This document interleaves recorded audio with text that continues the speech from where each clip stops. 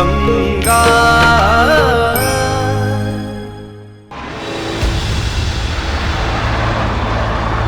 गंगा, आप शिव को लेकर खामखा परेशान हो रही है और मैं इस वक्त आपसे किसी और की बात नहीं करना चाहता। आपको मेरी परेशानी दिखाई नहीं दे रही है क्या? जरा सोचिए गंगा, मेरे सामने मेरी हवेली का पूरा भविष्य सवाल बनकर खड़ा हुआ है।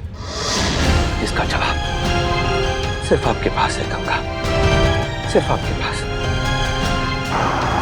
बताइए ना, क्या उस मंदिर में जाने के बाद भी आपको इस बात का एहसास नहीं हुआ कि आपका पूर्व जन्म मुझसे जुड़ा हुआ है? बोलिए ना गंगा, जवाब दीजिए। हम आपकी बात को पूरी तरह झुठला तो नहीं सकते, क्योंकि हमने खुद महसूस किया है कि उस मंदिर से हमारे अतीत का जरूर कोई ना कोई रिश्ता है। वहाँ हमें एक लड़की की चीखने की आवाजें आ रही थी। वो आपकी चीखने की आवाज थी गंगा, आपके पिछले जन्म की।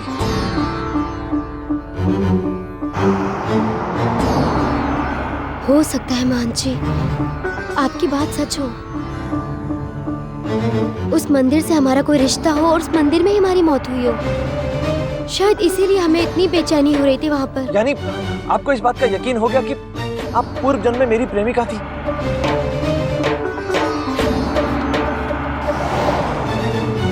नहीं,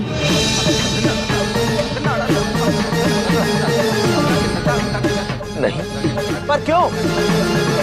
महंत जी, हमने वहाँ बहुत कुछ महसूस किया, लेकिन हमें ये बिल्कुल आभास नहीं हुआ कि पिछले जन्म में हम आपकी प्रेमिका थे।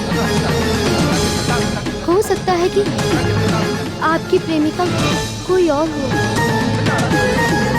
वो भी उसी मंदिर में हो, उसकी मौत भी वहीं हुई हो,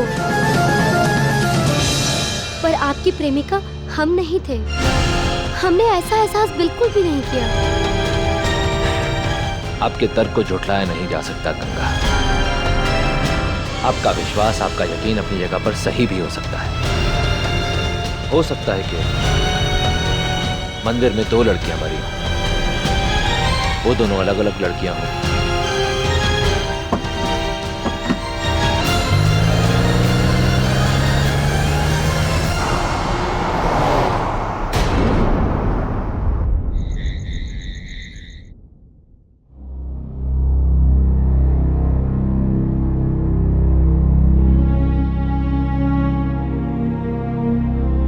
अरे छोटी,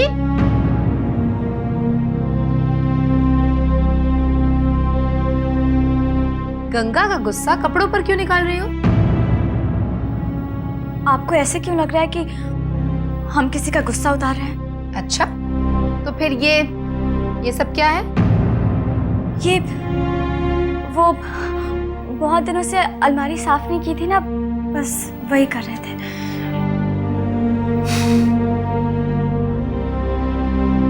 छोटी, अलमारी तो तुम साफ कर लोगे, लेकिन अपने दिल का क्या करोगे, जिस पर जमी धूल हर पल तुम्हें कचोटती है? लेकिन पहले वो सुन लो जो हम तुम्हें यहाँ बताने आए हैं। देवी साहिबा ने कहलवाया है कि महन जी हवेली आकर ही खाना खाएंगे, इसलिए अगर तुम्हें उनके लिए कुछ खास बनाना है तो बना लो। नहीं, हमें कुछ नहीं बनाना है दीदी। आप देवी साहिबा से कह दीजिए कि महान जी को फोन करके कह दे कि रात का खाना बाहर खा ले और खिला भी दे। इतना गुस्सा, इतनी नाराजगी महन जी से? एक बात कहे छोटी, इतनी नाराजगी तो सिर्फ एक पत्नी दिखाती है अपने पति के लिए।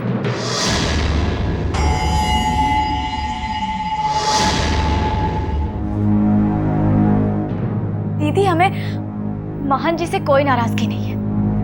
हमें तो नाराजगी उस गंगा से।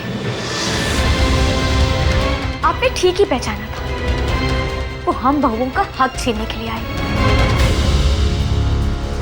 दीदी, हम इस घर की बहू हैं, वो नहीं। और महान जी आज तक हमें और आपको तो घुमाने के लिए बाहर नहीं ले गए, और वो हमारी तो समझ में ये नहीं आ रहा है कि महान जी की जिंदगी में गंगा इतनी अहमियत क्यों रखती है? कम से कम हमारी बात तुम्हारी समझ में तो आई छोटी। ये सवाल तो उठा तुम्हारे मन में। देखो छोटी, यहाँ ना कुछ भी बस ऐसे ही नहीं हो जाता है।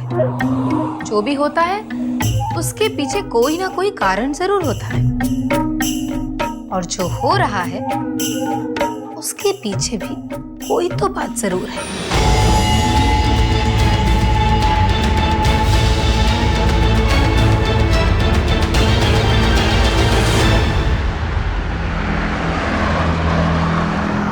क्या बात है मान जी, आप जवाब क्यों नहीं दे रहे हैं?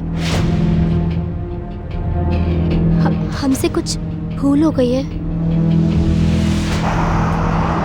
देखिए मान जी, बहुत देर हो गई है, अब हमें हवेली लौटना चाहिए। आप ठीक कह रही हैं गंगा, सचमुच बहुत देर हो चुकी है। 20 साल तक इंतजार किया है मैंने।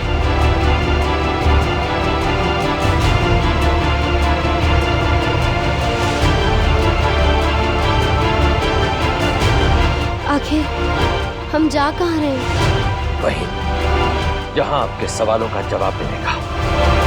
कैसा सवाल? गंगा, जब वो मंदिर एक बार जला था तो उसमें 2 लड़कियां कैसे जलकर मर सकती हैं? नहीं गंगा, अगर उस मंदिर में जाकर आपको आपका पूर्व जन्म का वो हिस्सा याद आ सकता है जहां पर आप जलकर मर गई थी, तो आपको वो रिश्ता भी याद आ जाएगा जो आपका मेरे साथ था पिछले जन्म में।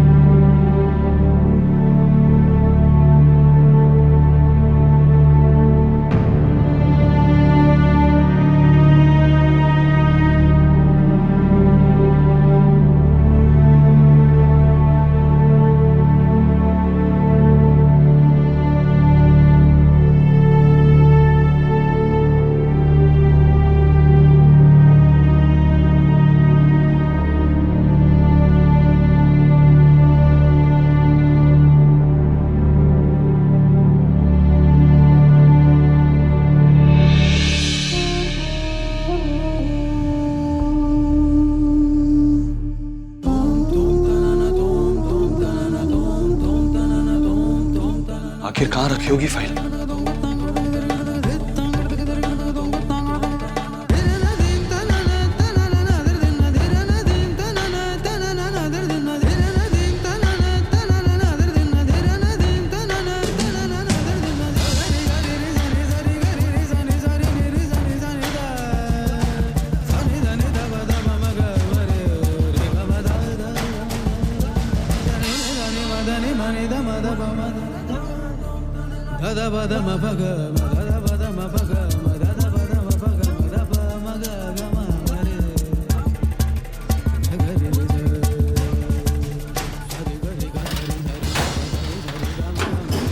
इसमें भी नहीं।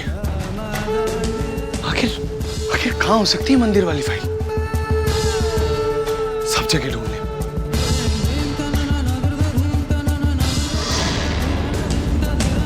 नहीं, इसे खोलना ठीक नहीं होगा। नहीं,